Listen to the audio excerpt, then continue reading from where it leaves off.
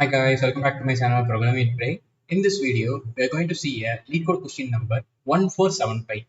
Final prices with the special discount in a shop. You are given an integer array prices where prices of I is the price of the ith item in a shop. Okay, there is a special discount for items in the shop. If you buy the ith item, then you will receive a discount equivalent to price of j, where j is minimum index such that j is greater than I and prices of j is less than or equal to prices of I. Otherwise, you will not receive any discount at all. Return an integer array answer where answer of I is the final price you will pay for the ith item of the shop considering the special discount. So they are asking us to find the next smaller element. That's it. The next smaller element so that we can get that element, and then if we minus it, we want to return the remaining amount. That is a discount, and we want to minus it, and we want to return the payment amount. Okay, let us see example so that it will be more clear. It is so simple. Okay, don't panic. See here, first of all, it is 8. 8. What's the next smaller element in 8? See here, these are the elements for the consideration. Which is the smallest element along the right side? It's the first smaller element. I can say the first smaller element is 4. So 8 minus 4, it is 4. That's why we are writing 4. Again, for 4, what is the next smaller element along the right side? I can say the next smaller element along the right side is 2. 2. Because 6 is greater and 2 is smaller, right? So 4 minus 2, it will be 2. Right? So that's why we are writing 2. Now, again, for 6, we want to take this 2 and 3. 2 is less than, right?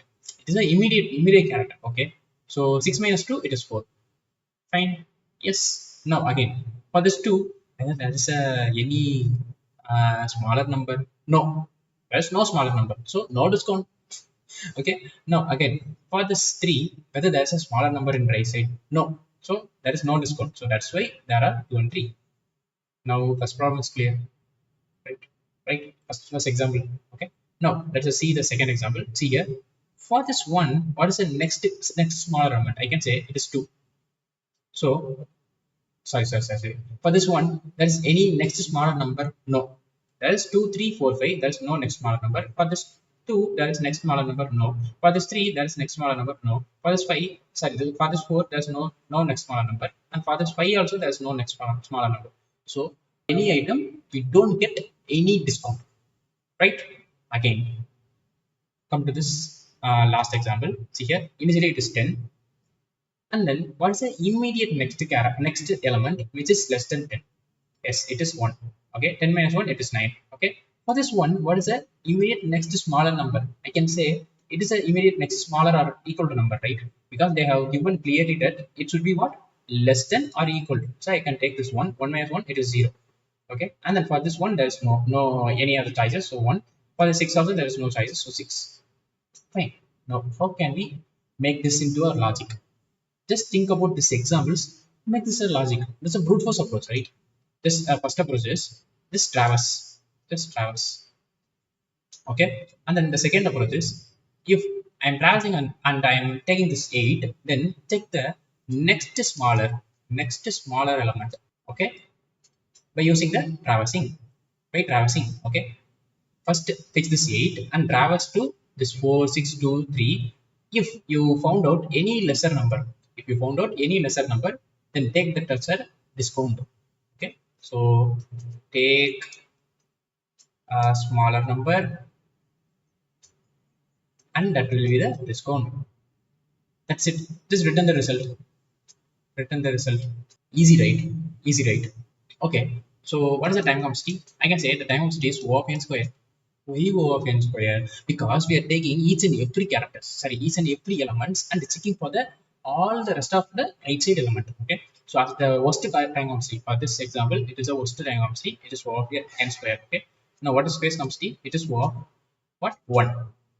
Okay, can we optimize this time? Because it is n square, right? Because it is n square. Okay, can we optimize the time? Fine. If you already know next greater element, it will be so simple. We can take this greater and just make this as smallest. But how can we do that? it's easy. We can use a stack data structure. But how? Let me write here. Let me take this example. Just take a stack. Just say empty stack. Now, initially, traverse from right to left. I will tell you why we are traversing from right to left. See here, initially I am taking 6, and whether the stack has any elements. No, it is empty, right? Just place 6 here. Fine. And that is no discount for 6. So what is my output array? It will be 6 only. That's of now clear. Yes. No. Take this one. Whether the stack is empty. No, that's the element. Whether the stack element 6 is what? Is greater than or less than or equal to 1. It is greater than 1, right? It is greater than 1. So what should I do? I should pop it out. Just pop it out. Okay. And then stack is empty now. So I can say there is no smaller element for this one. That's why we are traversing from what? Right to left. Because when we know that the smallest number, we can say that's from where? That's from right side. That's why it is stored in that stack. That's why we are traversing from right to left. So now one will be placed here, and there is no discount for 1, right? So just place 1. Right. Now again, take this one. Whether the stack is empty. No, stack is not empty. That's 1. 1 is equal to 1, right? We can say if the stack element is less than or equal to, then I want to take that into our consideration. So here also 1. So discount also 1. So 1 minus 1, it is 0. Just place 0. That's it. And then place this 1 here. Fine. Now 10. Whether that's a stack. Yes, stack is not empty. So what is the first element? It is 1. Whether 1 is less than or equal to 10. Yes, it is less than or equal to 10. So 10 minus 1 is equal to what? Is equal to 9. So place 9 here. That's it. We have got a result. So now what is time complexity and space complexity? I can say time complexity is O of n, because we are traversing whole array one time, and then at the maximum we can hold only n elements. At the maximum, at the worst case, we will hold n elements and we will append it and pop it, right? So it is what? O of n. So it is O of 2n, and at approx we can say O of n. Okay, and what is space? It is O of n, because we are using what? Auxiliary space stack. Okay, so this is the time and space complexity analysis. Right? Let us see the code now. First of all, we can see the brute force approach. Okay, now this is the brute force approach. I'm just taking the n value as length of the trace, then taking the result as totally the n elements, then for I in range of n, for j in range of I plus 1 to n, just I, then I plus 1 to n. Okay, and if any element is less than or equal to this element, okay, then that should be my part, that should be my answer, right? That should be my discount. That is if I will break it. Okay, then I will add that into my what? Discount. Add that as my discount. So we will minus that value with our initial value, and we will take that as a total amount. Okay, that's it. If that's not a case, then I will take the result as just the price of A. Clear? It's simple, right? It's a brute force approach. Let me run it. Yes, it is executed successfully, but still we can do this in optimal way.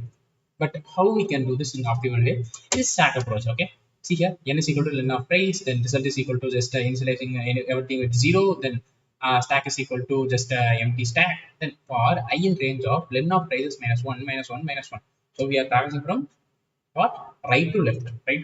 We'll stack if there is stack, and also stack element is greater than the current element. Stack element is greater than the current element, then we want to what? We want to pop it until stack top element is less than or equal to the current element, or else stack is empty. Up to that we want to pop every element. Okay, that's why I am popping every element.